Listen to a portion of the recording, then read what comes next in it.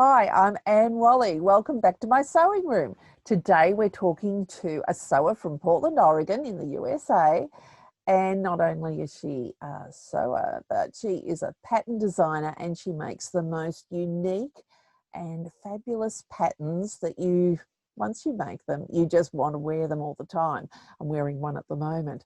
Would you give a big welcome to Peggy from Sew House 7, the pattern designer. So welcome, Peggy. Peggy from Sew House 7. Lovely to see you. And let me just say, I stayed up late at the machine last night making my little sweater top with a hoodie from a Simplicity 8790. And I have to say, I love it already. And it's the first, but it won't be the last. How are you, Peggy? I'm pretty good. I'm actually really good, but yeah, I think I was telling you we're having fires here, so it's been a little strange, but we're okay. We're doing all right considering everything. Yeah. Well, you've got too many precious things that are patterns, and we don't want anything getting lost in any way whatsoever, especially with any new design. So hopefully you've got them in a safe place, and that's the first thing to take when you leave. If you have Yeah, to. I did think about that. I got a big backup chip to because my files just keep increasing and getting larger. And so I downloaded everything, got it ready to take with just in case. But I think we're fine here in Portland. It's just the close surrounding areas and it's just really smoky and worried about our friends and everything. But I think we're okay here. I think. It's just so hard, isn't it? There's as if we haven't got enough going on in our lives without an added factor. I mean, as you know, early in January we had horrible fires as well, and I'm thinking, I am looking forward to summer, but in some ways I'm not looking forward to it at all, which is yeah, you don't think about that in the beginning when you're excited for the warm weather, but yeah, it's really dry. I think they were predicting that last year here as well, but we kind of skirted it because we didn't have the winds and the weather. But yeah, I don't know. I hope it's not this way next year too. I don't know. We've had a lot of area burned, a lot of area. It's crazy. I just hope it's not, I hope it's nature and it's not people going out and just having a bit of the nuisance value, who knows? Yeah, I think it was nature here in Oregon. I know there were in California fires, there were some that were accidents that happened, but I think all these were it's just dry and windy and and horrible. And tell me what's happening with the COVID situation in Portland, Oregon.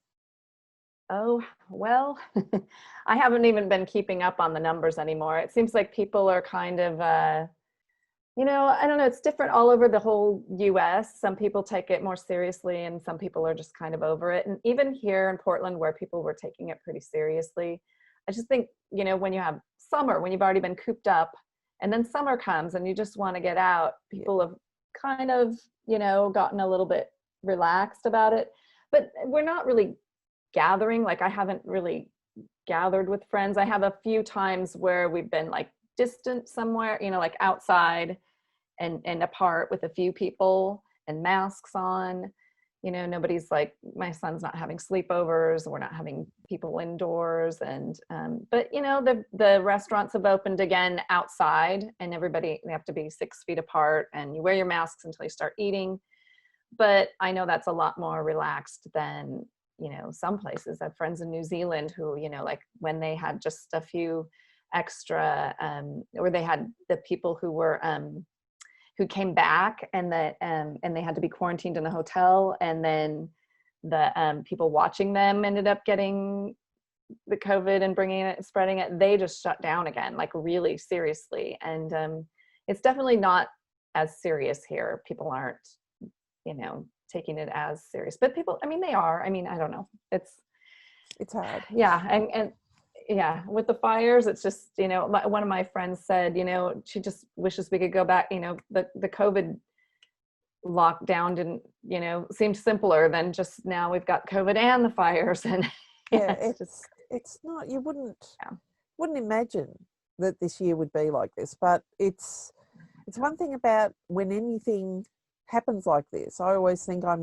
have to go to where I feel a little bit better, and that's when I sew. Yeah. And so Yes. I think really with the sewing people and the community, we were all into the masks and getting into that, and then that kind of, I think it kills your inspiration if you're doing masks for too Oh, long, yeah. because you think, oh, I just don't want to go in there. It makes me feel like I'm on one of those Yeah. industrial type of things where you're just doing one after the Mm-hmm. other, and that's not relaxing. So I just thought, Right. well, how am I going to get back into sewing? And I thought, well, I have to make some deadlines and I have to have some signposts to push me through. So are you, I'm hoping you're sewing and getting some new patterns out. Are you working on I any? am. What are you Yeah, working I am. on? Well, it's funny you're saying I felt guilty because I wasn't sewing that many masks. I made a few and then I just didn't have time because I've been working on a pattern. And actually, when I met you at pattern review weekend, I think I wore a dress and I told everybody that that was coming out soon. And when was that? Like not last spring, but the spring before. Yes. And I didn't get it out right away because I was working on including the extended sizes, and that just not that it just took a little while to like make the decisions of what were my sizes going to be and what was going to be my base size and all those things, and then get the fit down. And so it took a little longer. And then so I just went through the pattern testing with it. The second round of pattern testing with the extended sizes was just last spring, and I was thinking I'll just get it out there now, but I just made a few tweaks and it just seems like just tweak, and I can't believe I'm still going on with it. And so that's basically what I've been sewing this summer is that. And then I did the Remy Raglan as well. So I had like, I feel like I've been sewing a lot, but it's really just been my samples. And I've cut out all these patterns that I got, excited about, and they're still sitting on my table undone. So yeah, I didn't sew a lot of masks and I didn't do a lot of selfish sewing, but I did a lot of sewing. And it was still therapeutic because I felt like I was on a mission, when COVID happened. Not that I took it lightly, but I mean, I just felt like, well, now I can just put my head down and work because I just have to stay home, and you think I would have gotten a lot further with it, but yeah, I've been working a lot. Yeah. Well, let me just say that when we were at that pattern review weekend, and that was it was in Portland, Oregon, so that was Yeah. really lovely. It was the first time I'd been to, well, just the second time I'd been there, I think. And I just thought, I saw you in the distance, and this is from my side of it, and I didn't know that you were going to do a talk. I didn't know that you were the Peggy from Sew House 7. I don't know why I didn't know that, but I didn't. And all I was looking at was your dress, and you had that wrap dress on, and I thought, man, I've got to find out what pattern that is. And I thought, oh my gosh, where is she? And I couldn't see you after that. And then I thought, oh my gosh, if she's gone home early, she doesn't feel well, I'll never know what that dress was. And then when you got up to talk and when you were introduced, I thought, oh my gosh. And then you said you were making that pattern, I thought, oh, I'm feeling very relaxed about this now, because I just thought, how am I going to find out I thought, I don't have to worry. It will all come in time. So I've been looking to see when's that wrap dress coming out. Oh my gosh, is it still a wrap dress? It is, but I named it a wrap dress, and I've been kind of like, I'm putting it out there hopefully in the next couple of weeks, and wondering, should I call it a wrap dress? Because it started out, I had ties attached, like a wrap dress, but that's a really wide tie. And so, like a traditional wrap dress, you have like the little hole where it goes through, and it was such a big hole, it gaped, and then I wanted the tie, to come around the front. Whereas a lot of wrap dresses, you don't see it coming around the front. So I thought, well, people know to wrap it around twice, and it was so long then. So I ended up taking it off, and it's a separate belt. So it is an open dress, like almost like a bathrobe or something, it folds, it wraps, and then you put the tie on. So it's not a traditional wrap dress. So I don't know, should I change the name and just call it Wildwood dress? What do you think? Oh, I don't know, but I just think once people start seeing that appearing on Instagram, they won't care what it's called. They'll just get it. It looks so fabulous Well, on you. Oh my gosh. thanks. Thank It's you. just one of those things where you don't realize how tuned you are in to little details because we use different patterns all the time, and I think maybe we have got a large amount of patterns that we've got available to choose from. But isn't it funny how we'll think, yes, I like wearing this dress, that's lovely. Oh, but the details in that one, or that pocket, or that collar, or exactly where that falls.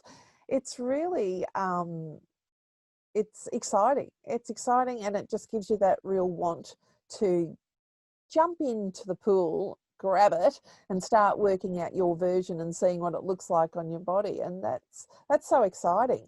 And I have to say, oh my gosh, your toaster sweaters 1 and 2. Now tell me, how did you get the idea for that lovely sleeve for that one that I made with the really big neck?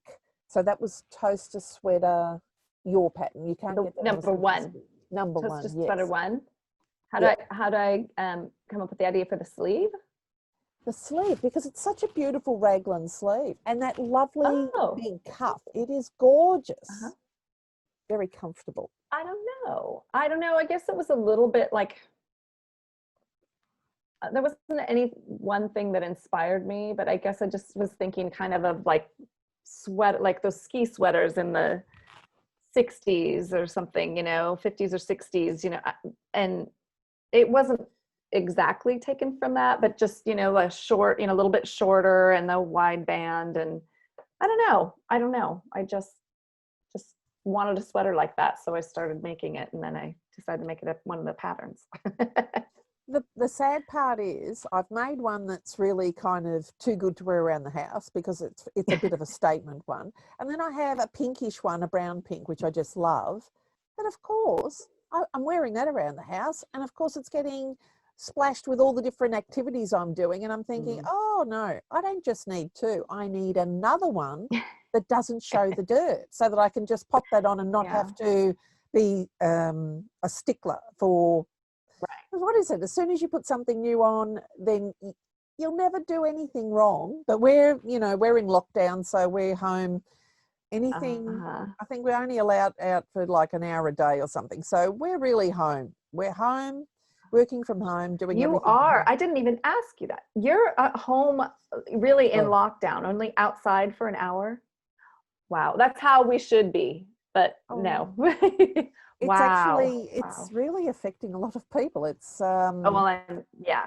It's not great.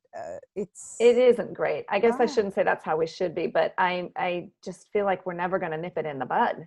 I don't know. Think the vaccine's coming closer and closer, and I think, well, we've got every country's doing it their own way, and they've got to do it the way that they think. And that's just the way it is. I'm happy to obey the rules because I don't want to get a big fine. And they are really slammed. I think they've got $6 million in fines from people. I don't know from when, but I don't know if they'll ever see the money. But the fines are real. Wow. $1,600. Wow.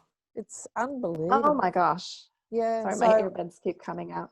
That's crazy. So you really are home and you want your comfy knit clothes. And yeah, I know I'm kind of that way too. Like I feel like I've got this closet full of clothes, but I wear the same things that are dark because I'm terrible. I think I have a hole in my lip, and every time I drink, which is mostly water, so it's okay, but if I drink juice or anything, I've got stains and or I'm eating tomato sauce, and I'm like, I'm going to be really careful, and it never fails. Splash, splash. Yeah, so I kind of wear the same things, and I need to get over it and just wear my things. Otherwise, why sew them, and not worry about it. But I'm like, I don't want to get stains on it, or I don't know. But and that's what I've been thinking about is the fact that why not have the pattern that you love wearing, but in a fabric that hides everything. And that way it can be black, but you'll still have that unique style that your patterns have.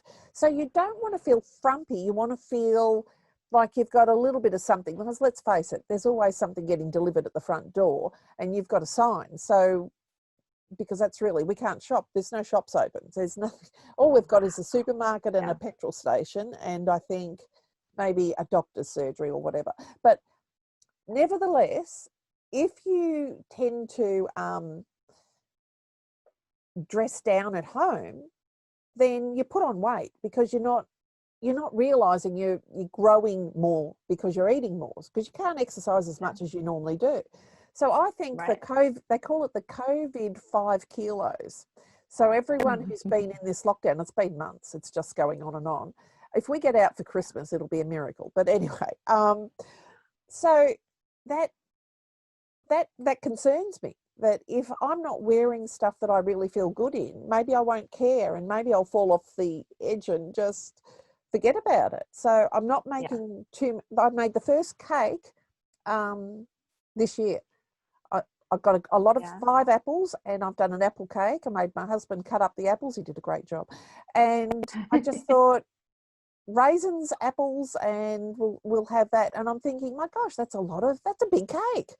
Now I'm thinking, should I freeze it? Because we're not cake eaters, but I'm just don't want to jump into that eating whatever I like to make myself feel better. I'd rather sew, and then I've got a nice wardrobe at the end of it. Yeah. So I know at the beginning of COVID, I started just making soda bread. I was watching, I don't usually watch cooking shows, but I watched, I can't remember what it's called, the British baking show. And it was the one with Nadia. I started watching her show, Nadia, I can't remember her last name, but she made this soda bread. And I'm like, oh, I don't have to use yeast. I don't have to, raise it or, do anything special. I just got the ingredients. And then I every day I had to remake it and perfect it. And I just started going crazy eating all this bread. And so then after 2 weeks of that, I was like, I'm done with that. And luckily we have a little workout thing downstairs. But I know, it's even before COVID, I work from home. And a lot of times I just don't see people throughout the day unless I go out to the grocery store or something. And so I've found that I have a hard time wearing woven clothes. Everything I want to wear is just knit. So it feels like I'm still in my pajamas. I don't wear my pajamas all day, but I like things that are comfortable. And so I'm trying to knit things that still look, presentable and not like I'm wearing my pajamas. But I'm also trying to get over that woven thing. I have my elastic waist pants, the free range slacks that I made. So this summer I wore those a lot more. Maybe with a knit top or something, but, just to be comfortable, I just get in that habit. But I think you get used to it too. So you need to kind of break the habit and just, I need to wear the woven fabrics more often and get used to that feeling. Because even though I design a lot of woven things, I just find I don't ever want to wear woven fabrics, even, cotton and linen. It's just, I need to get out of that habit. I agree. And they breathe so beautifully. So, when it's a really hot day or it's humid, or even cotton silk is another beautiful fabric that is heavenly to wear when it hits 90 to 100. It's just the most magnificent. I've got shelves and shelves of fabrics, and I don't think I'm going to get them all sewn by the time I die at the rate I'm going. So I think I'm going to have to arc up and really just push it over the line and just sew more and wear them and be I'm expecting to have people over for cocktails at any given moment. Well, I think summer is better for that too, because I do wear dresses in the summer, like sundresses, because they're cooler. Okay, Peggy, so I know you've got your own brand of Sew House 7 patterns designed by you, but I have to say, I could not believe it when I was flicking through a Simplicity pattern book and I saw, oh my gosh, there it is, Sew House 7 patterns in the Simplicity catalogue. Tell me what patterns you have in the Simplicity catalogue. And I got a little bit tricked by the toaster pattern that was in the Simplicity one, and I thought, yay, I've got the toaster pattern. And then I thought, hang on, I haven't got the one that I was after, which was the one with the big neck. And I thought, no, I don't need it. I'm just going to do without. Well, of course, I couldn't do without. So there are a few differences where you've got the Burnside bibs, and then you've got a dress version of the Burnside bibs, which I have to say, I bought the other day. I thought I've got to sway back, and I think that little gathering at the back of the dress will work really well. So tell me about these patterns with simplicity. What else have you got in there? Well, it was a while ago that I did them. And actually, so when I first got going, which has been in 2014, and I wasn't really part of the Instagram sewing community, so I didn't really have followers, or I mean, I had a few, but I wasn't really out there yet. And somehow Simplicity found my Mississippi Avenue dress, and they contacted me. I was still working my day job. I wasn't doing this full time yet. And they wanted to know if they could license that pattern. And I thought, well, first I didn't know that it was really them. I thought it was a joke or something. And then when I found out it was really Simplicity, because that was sort of my dream as a child. I used to flip through those catalogs and think, gosh, I wish I could design for McCall's or Vogue or Simplicity or something.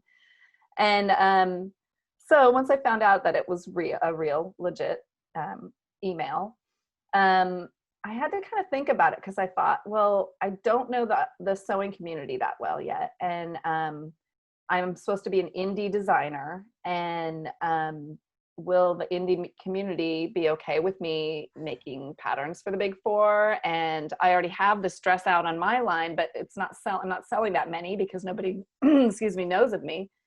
So I thought, sure, let's do it. And so I did it. But then shortly after that, I thought, I don't know that I should have done the same pattern that I have in my own line, because then I started picking up traction and selling more of my own patterns. And so then they came back and wanted the toaster sweaters when I put those out. And so I said, well, I'm not going to put the same one out there, but I'll do a variation on it. And I didn't know they would call it the toaster sweaters. Yeah. And so I love Simplicity. I'm not trying to say anything bad about it, but I mean, it's all kind of funny. Like I just send the base size pattern and brief instructions, and they grade it in their own way and rewrite the instructions and all that and name it and all that. So I had no idea that they were going to also call it the toaster sweaters. And had I known, I would have said something, because I have had a lot of people confused, like, what's the difference between them, and which one do I want? And, they seem so similar, and, I don't know. But anyway, so, then I did the toaster sweater, and then they wanted the Burnside bibs. And I said, well, I'll do a dress version, because I don't want to do the exact same thing. And then the last one I did, that what you're wearing, and I'm wearing the other view. Oh, I love it. I love it. So that one is only through Simplicity. I did that one specifically for them. But they were just bought out last year. And so I have lost contact with anyone there. And so I don't think they still sell my patterns, the old ones, but they haven't asked for any new ones. And that's fine, actually, because I'm so busy right now. I'm so busy with my own line that I just don't have time. And I felt like it was starting to become an afterthought, like, oh my gosh, how am I going to come up with something different for them, and do my own? And so it was like, I got my little dream out there to put some patterns in Simplicity, but now maybe somebody else will. Maybe they'll find another indie designer or somebody to feature, and that'll be great, because I am so overwhelmed with work. Well, here you've got to finish that wrap dress. I mean, really, Yeah. I've been waiting a while. As soon as I saw it, I thought, you're just lucky I didn't whip it off you and run out the back door. Honestly, Peggy, it was touch and go for you.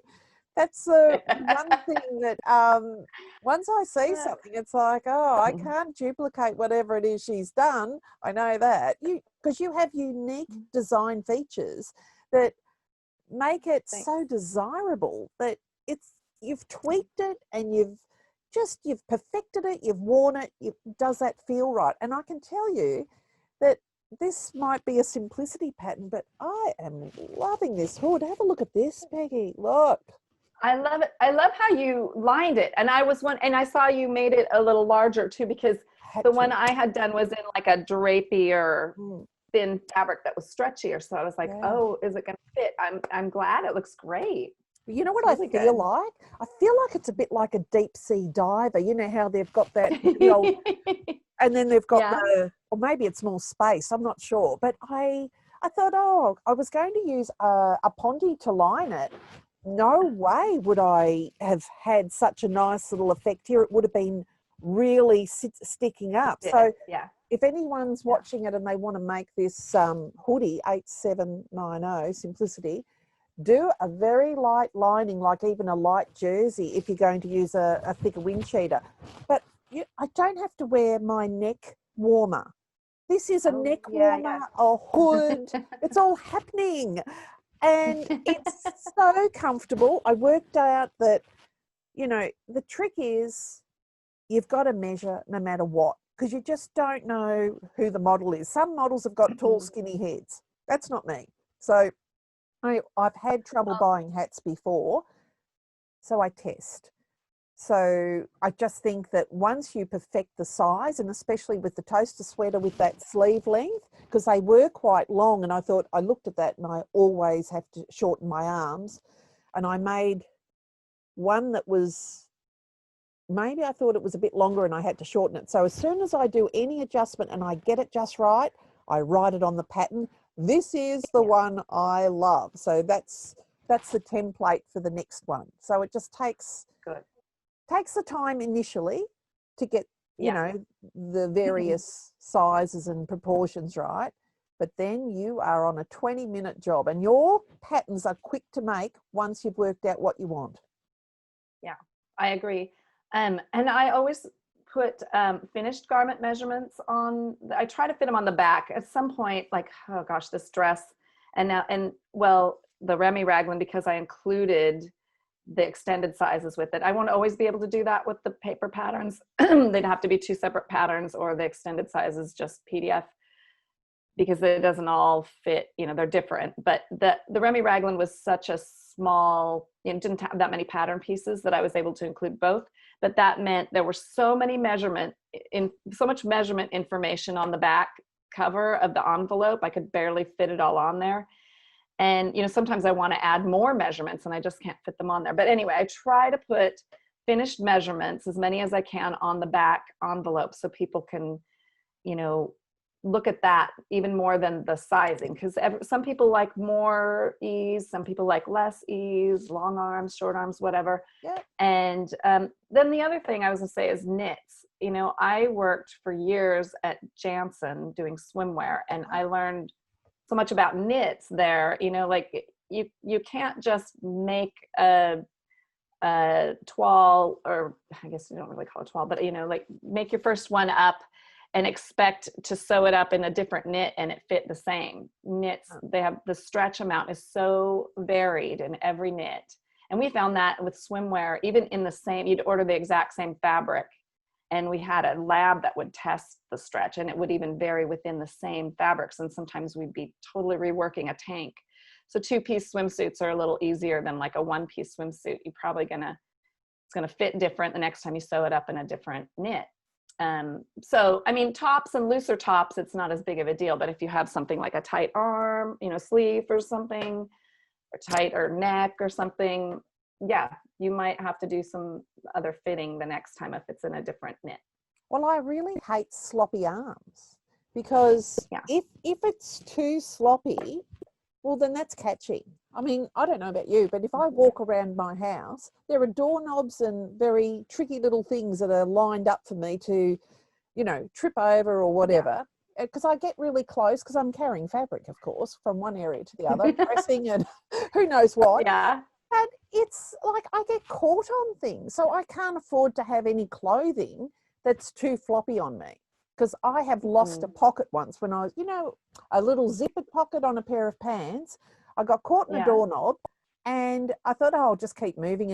I didn't realize I was really caught on the doorknob. I'm glad that it didn't bring the whole door down. I was in a hurry. Ripped the whole pant. I was just that eager to keep moving. And I thought, no, now I think, make sure I've got stuff that's, close to my body, but not so close that it's uncomfortable. There's a whole ease thing that you're talking about. But, a lot of patterns do not have the finished measurements. And I don't think the I'm not sure if the 8790 has the finished measurements on the back of the envelope, but it does have it on the pattern piece. Yeah. And that is gold, because before you cut, you really need to be checking that out. It's so important. Yeah, I agree. I don't think I always did that, you know, when I was a lot younger sewing, but I definitely do that now because, yeah, it just varies too, you know, how much every company might put a little different ease in and whatnot. And a lot of my patterns, not all of them, but the Sew House 7, not the Simplicity, but I've got quite a few, like the Tea House and the Remy, that are loose fitting. Yeah. And they're supposed to be loose fitting. And so people can see the ease, you know, maybe they don't want it so loose fitting, but, you know, they can see how much the ease is there. And, you know, a lot of people talk about sizing down, and sure, you can do that, but the way the look was supposed to be is to be looser. But, you know, you can, you know, you can see if you can size down or not, or up, you know.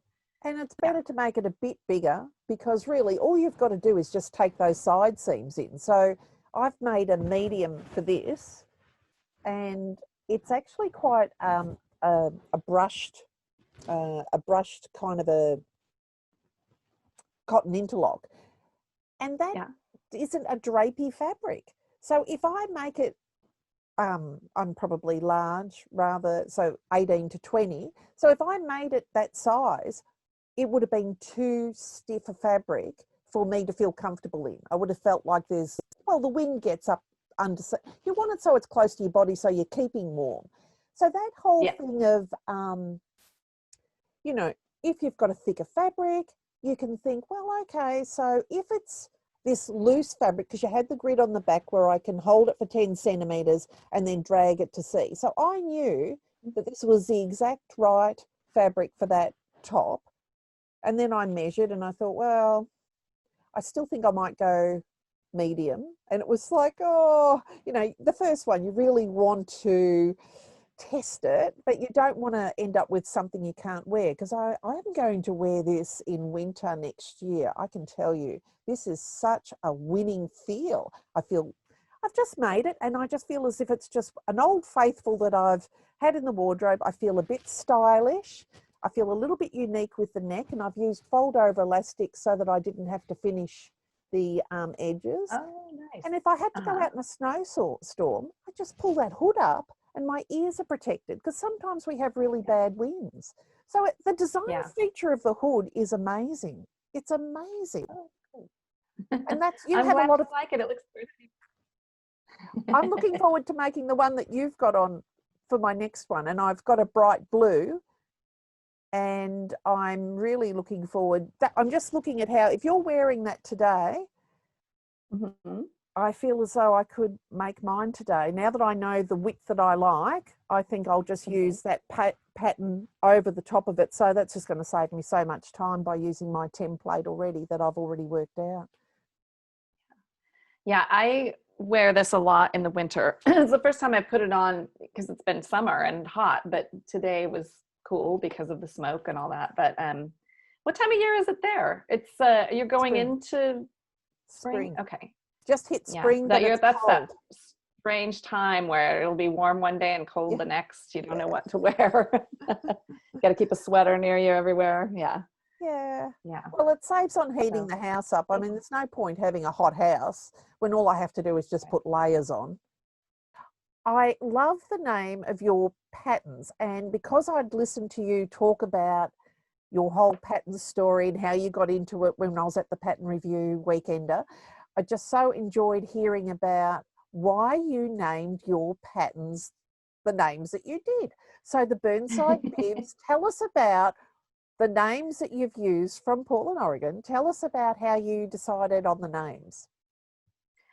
Well, first, you know, most people name them after they're usually women's names, it seems like, you know, and I just thought, am I going to do that? You know, not that there's anything wrong with that. And I think it's great when, especially when it's an inspirational person or something, but I just thought, am I going to be naming them the same names as everybody else? You know, I'm going to run out of names, or, you know, so I thought I'm going to make it, you know, Portland landmarks and streets and things like that. But I, every once in a while, I'll, you know, like the toaster sweaters. I don't know why. It's nothing in Portland. It's not a landmark, but it just came to me and I thought it was a fun name, you know, and so did that. But sorry, things are coming back on again from the powder outage. I've got noises and things beeping. But anyway, so I had, my first was the Mississippi Avenue dress, because there's a street called Mississippi that a lot of people, there's restaurants and things, people hang out there.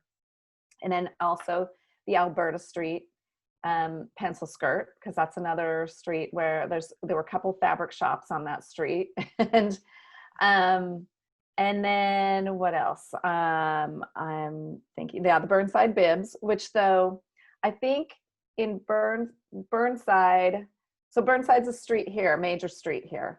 And right after I released them, there was a shop in, I think it was either Sydney or Melbourne, and she made them up and put them on the blog. But then she said something about, you know, don't be turned off by the name. I think because it's a not so nice area there or something. Oh, So, I don't know. right. I don't know. So you don't think about that when you're naming them, but yeah, I don't know. I just like to name things. I like to name them names that are kind of catchy too. Yeah. But one thing, I was not as Instagram savvy back when I started, and not that I'm super savvy now either, but at least I've been around on it for a while. But I didn't realize, you know, my names were so long, the hashtags were so long, you know, that people had to like type in all this stuff. So I've tried to kind of shorten the names, or at least the hashtags that go now. But it's intuitive. So as soon as you start putting Burnside Bibs in, the burn will bring up the Burnside. So you just have to click on it now, because it's been made so many times that now it's not such a long thing. It'll come up and we can just click. I just think the names are fabulous, and it just gives such, you know, it's an indie pattern. And so of course it's from the town that you're in. And I find that to be quite unique. And I love the fact that it's so, it sounds interesting. It's a bit like, you know, if you hear about Hollywood and those streets, the Hollywood and Vine and all that, it gives that real background, which I think is important to know where the design is from. It's not someone sitting around drawing anything and doing anything. There's a lot of thought goes into it. So if the name, and you've got the tweaks on the patterns and how it feels, for me, that's just a recipe for success for me, because I know that if you feel comfortable wearing it, then I've got every chance of being thrilled with the pattern, being thrilled with making it, wearing it, feeling a little bit unique, and wearing it often. And I think isn't that what we're all after? The wearable pieces in our wardrobe. Yes. I know. And I'm, you know, I like to do things that aren't maybe not out there all the time, so that you have something unique. And it is nice to have things that you see out there and ready to wear and be able to copy that. So I'm not opposed to that either. And I do have a few things that are like that. But I also love that you can make something, like I've had people say when they wear the Burnside Bibs that people will ask them, where did you get this? And it's like, I'm sorry, you have to sew. You know, it's not a knockoff of a Madewell or something. It's you know, a unique pattern. And I enjoy that part, you know, like coming up with something that, you know, that whoever sews it, they'll, you know, people might ask them where they got it, and they'll say, you have to learn how to sew. But isn't that or find somebody to make it for you. Well, I just think to be able to say, well, I made it, I chose the fabric and I'm wearing it, is such it's a wonderful way to represent yourself. You get to choose your own color, you get to choose your own fabric, and you know what feels comfortable. And people see you walking down the street in it and they think, I want what she has, where I'm going to go and buy it. Well, no, you can't, because that's one thing that, you know, as sewers, we have a hand on something that they can't touch. And I think ready to wear is wonderful, but let's face it, after a while, if you're wearing something and everyone else is wearing the same thing, what's the thrill of that? You just carbon copy. I just don't want to be a carbon copy. And I think if that encourages people to get the machine get their fabric, get that pattern and start making some unique items, that's actually great for mental health. It's great for everyone. It keeps them off the streets. I think, I don't know about you, but I spent most of my early years, like being a teenager, just sewing the whole, you know, I'd think, oh, I've got to go out tonight, so I'll make something. And I'll Right. get a tan. I'll get a tan in the afternoon. Well, I don't think I ever had time for that tan in the afternoon by the time I finished sewing. Were you always sewing as a young girl? Oh yeah, I sewed a lot more. In fact, it's funny, I've been sewing a long time, but I kind of took a break. I mean, when I started sewing at about age 7 or 8, because one of my best friends, her mom taught pattern making and design and stuff at the university in the town I grew up in. And she had her own sewing machine early, and we were always creating things and making things. And so when she had hers, I wanted to learn to sew. So my mom kind of got me started. She sewed too, but not a lot. But she helped me get started. But then I just took off with it. It kind of really taught myself, just kept going and getting patterns and figuring it out. And there were a lot of fails. But by the time I was in junior high, I was sewing all my clothes except jeans. Back then, it was like you had to have the right jeans, you know, the brand name jeans and all that, you know. So there were certain brand name things I had to have. But I was sewing all sorts of dresses and then in high school I didn't dress up as much, but I made everybody's prom dresses. Like everybody would come to me and make any kind of formal dress. And it's funny, I don't think I charged anybody. I just loved doing it. Like that's crazy. I just, you know, oh yay, another excuse to make a fancy dress. I mean, this was my hobby. I was doing it all the time. And then and I sewed a little bit in college too, but as soon as I started out in the workforce, I was so busy with work, and then on my time off I was doing a lot of climbing and kayaking and just didn't have time for sewing. I just kind of got out of it, and until I started, you know, really thinking about doing the pattern line. It was something I thought about for a long time, but I didn't know how to really get started with it. And once I did, it was like I had to start sewing again, and it didn't have to come back to me. I remember how, but it's funny, I kind of started sewing more simpler things. I think when I was younger, I was making blazers and coats and formal things, and now I'm making like simple tops that can just, you know, with 4 seams or something. You know, it's funny because, you know, you get busy as you get, you know, more responsibilities when you get older. And so I'm not opposed to those, you know, more detailed things, but I find that a lot of people are in that same place where you need something easy and that won't take a lot of time, or you might not ever finish it. At least people who are learning. So anyway, I probably gave you a lot more info than you wanted there, but yes, I was sewing a lot. I think when I'm listening to that you talked about your outdoor activities that you love. So of course you don't want to spend 8 hours a day sewing up something that you may or may not wear.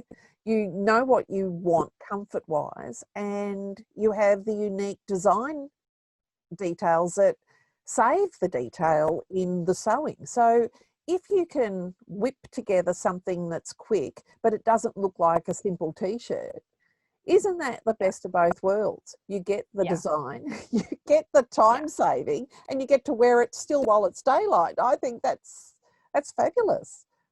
Right. I strive for it. Like the wrap dress is a little more involved. I mean, it's not super hard or anything, but it takes a little more time.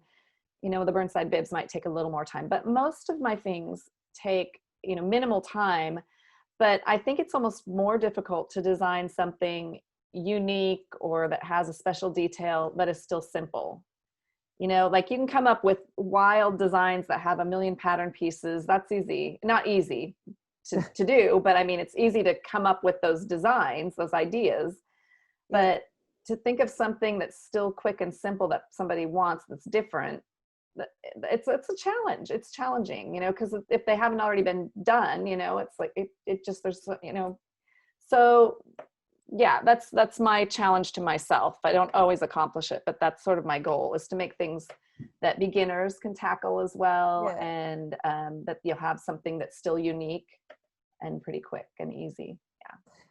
And then what we have is people who sew something, they're successful, and then they want to sew something else. And that's the journey, isn't it? That once we start wearing what we make and loving what we wear, then it's easy to go back into that sewing room. You don't feel defeated, Yeah. you feel encouraged, and you feel plugged in. And then you buy some more fabric, and then the next thing you know, you've got a fabric stash that you can use anytime you want. Right. And the pattern stash.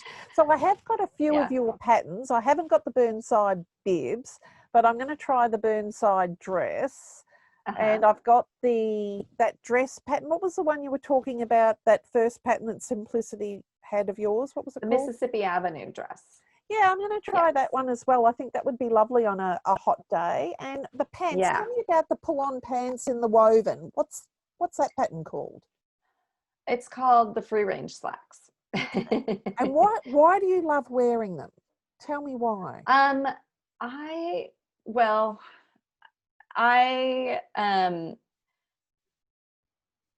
in my age, I'm getting to that point where, like, there was when I started, it was a couple of years ago, I was just putting on weight, like my metabolism was changing. Mm-hmm. And I didn't know, am I going to take the weight off, put it on again? Is this my new normal? What is it?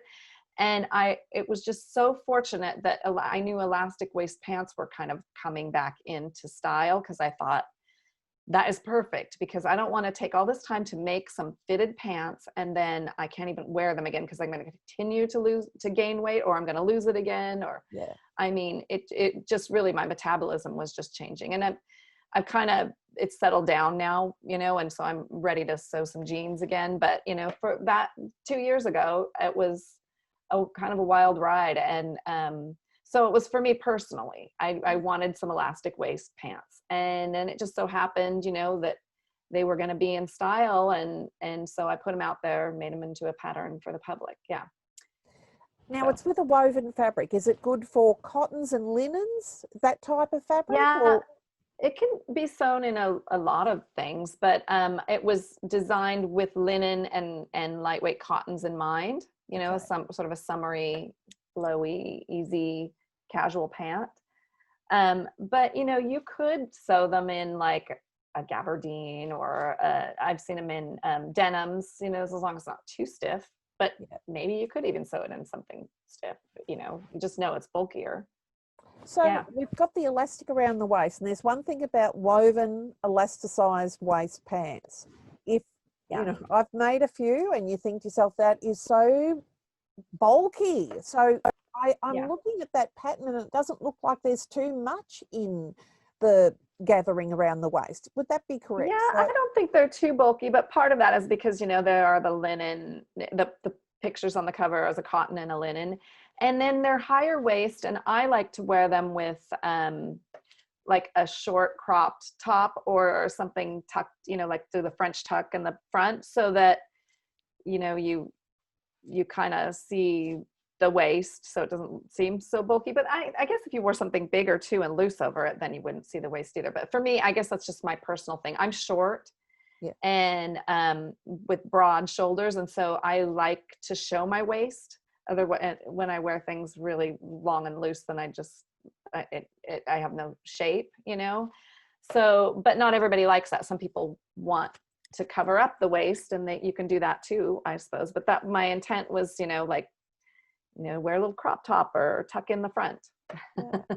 And how tall are you, Peggy? How tall? I'm only 5'3". Okay, well that's good to know, because I'm 5'5". I think I'm a little bit less than that now. But knowing that someone makes clothes for a shorter person with the proportions, that's very helpful. There are people that have got all different things going on, but I'm definitely someone who wants to look taller, even though I'm short. So if you don't care and about it's interesting too, because I'm still learning about my body, because I always thought I'm so short that, I don't make my patterns. Of course I fit them on myself as well, but I don't fit them just to be. I mean, they should fit other people. I fit them on a standard dress form and stuff. But there are times, like especially things with the sleeves or the legs, you can't tell that as well on the dress form. And I'm thinking, well, I'm short, so I'm going to add a lot of length for people who are taller. And a lot of times people are saying, oh, they're too long or whatever. I think I've found that even though I'm short, for some reason, like I don't wear petite clothes. When I wear petites, they're too short. Like I think I have a longer body, and my arms are still fairly not long, but they're not short. It's more, I think my legs are short. So Yeah. it's in my legs. But so my body still tends to be like not a petite person, you know, the length and everything. So. Well, that answers a few questions. So knowing that, you know, because the designer and who the designer designs for, and then you've obviously increased the length to cover, you know, people who've got longer arms, etc., which I think you can always cut it off. And Yeah, if you I'd measure your rather pattern, have them too long than too short. yeah. Well, one thing I do know with the toaster sweaters, if I had it to do over again, I think I would shorten the sleeves. And maybe I'll do that, but I think it's been out there so much and people know to, you know, are hearing to shorten them. But they're also, when you have a raglan sleeve, if anybody, you know, when I graded it, thinking about, it wasn't graded like in a curvy manner. It was just graded as if somebody, you know, like the larger sizes would be somebody who's maybe taller and whatnot. And then the shoulders broader, and that brings up some of that sleeve length when your shoulders are broader. So if you have narrow shoulders, or you just want a bigger, looser garment, then your sleeves are going to be too long. And also, if you decide not to do the cuff, you've already got the sleeve the right length too. Oh, right. So, yeah. you know, there's options. It's better to have it there than not have it there, as far as I'm concerned. I don't mind a few, as long as I know that I've got to measure it. Is how tight is it? I mean, we've all got different types of arms, and really it's nice to look at a pattern and say, oh, I'm just going to make that and I'm going to wear it. But if you don't do your homework first, how on earth can you expect a pattern to fit you straight off if you've got a different body from someone else? It's like going into a ready to wear shop and saying, I'll have what's in the window, but I'm not going to try it on. I believe it's going to fit me first off. It won't. Right. We're all different. Everybody is different. Right. Yeah. I've seen people who have the same measurements and look like they would be the same, you know, the same size and things would fit the same. And it's amazing. Sometimes it really doesn't. It's just the body's so interesting. Body proportions are so interesting to me. Like, it's not always as straightforward as it seems like it should be. Like with my inseam, I have short legs and I'll have somebody who's, you know, got longer legs and the pants look like the same length than me. As that, I don't know. It's just something else is taking up the space. It's those measurements are always like to helpful guidelines, but it's not always cut in stone. You have to do it and figure it out and fit it. Yeah. I agree. Like the thing I find the easiest one to do, measure from your shoulder to see how long you want your top. I've got a stomach, so there's no way I'm going to wear a crop top. There is no way I feel comfortable about that. But a lot of people don't worry about that. So you want to conceal what you want to conceal, and you want to show off what you want to show off. We're all different. And it's what we love about our bodies and what we aren't comfortable with. It doesn't mean we don't love our whole body. It's just a personal choice. And I think if you check the measurements, especially the proportions, like as you said, your body's long. I've actually got a short body. And you would think it'd be lovely to have long legs, but I don't have those either. So I've got short legs, short body, but I'm still 2 inches taller than you. And it's so crazy, isn't it? Mm-hmm.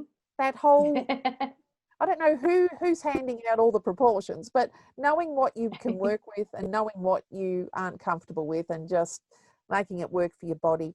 A tape measure, trying things on, and I know my head's large. That's why I thought I'll make that hood first, because then all I've got to do, if it's a real disaster, then I can make another hood, can't I? It doesn't waste that much fabric if it just doesn't work. It's just trial and error. Well, I've really enjoyed catching up with you today, Peggy. It's just such a delight to talk to someone who's always on the go and creating patterns that we love to wear and that we enjoy just as a go-to in the wardrobe. So thank you so much for coming to my sewing room and taking me into yours. And can you just give us one word of inspiration or encouragement for the sewers around the world that are listening today? Oh boy. Inspiration. Just keep sewing, you know, even, you know, I sometimes, you know, take a little break if you are feeling overwhelmed by everything. Don't feel like you have to finish something. Sometimes just getting in there and doing one little seam, you know, a night, you know, just do one little tiny portion of it a night and complete your garment, and you won't feel like that nagging, like it's sitting there waiting for you and you're never finishing it, you know. And then maybe that just gets you in the habit of getting back and getting in there, you know, and maybe for the full garment, you know, one day or something. You know, if anybody who's having trouble with their sojo during this time, I think most of us are sewing more during this time, but I know things are, you know, yeah, that's my, we won't give up. And I'm just thinking, I don't know about you, but I just think about how much fabric I've saved up. And I think if ever there was a time to go and look and touch fabric and get into the patterns, now's the time. right. I think really making clothes for the new world that we're going to be living in, vaccine is strapped onto us, and doing things differently. So I really thank you so much for sharing your wonderful designs with us, putting them on paper patterns or PDF and downloading them so we can get into them. And I have made a few. I've made coaster sweaters, I've made 2 number ones, and I've just done the hoodie, and I've got another, I think I might do the bright blue one that you've got on, but I'll do it in my bright blue Ponte. I really am a convert to your patterns. They feel fabulous. Aww. So I'm so thrilled to chat with you and catch up, and I can't wait for that dress. If it's called the wrap dress, I don't care what it's called, but I know I have to have that, and I can't wait. I'll send you one. Oh, I'll send you one. That would be lovely. So thanks again for coming, and thank you for having me. Really this has been great. It's been great to see you, Anne. Thanks. Take care. Thank you. Oops. Bye. Well, the bobbin's empty. We've had a lovely time finding out more about Peggy from Sew House 7. And if you want to know more about what she does and the patterns that she designs, and you want to get one for yourself, check out the links below. That'll take you to the places you need to get to. So don't forget, make the clothes that you love wearing. Make sure they fit well. Make sure the colour's right for you. Wear the clothes that identify your personality. Check out my blog, annewhalley.com. I talk about style ingredients quite a bit. And I'm constantly on Instagram making new clothes. So don't forget, subscribe to this YouTube channel and subscribe to my blog and follow me on Instagram. And I'll see you next time. See you later.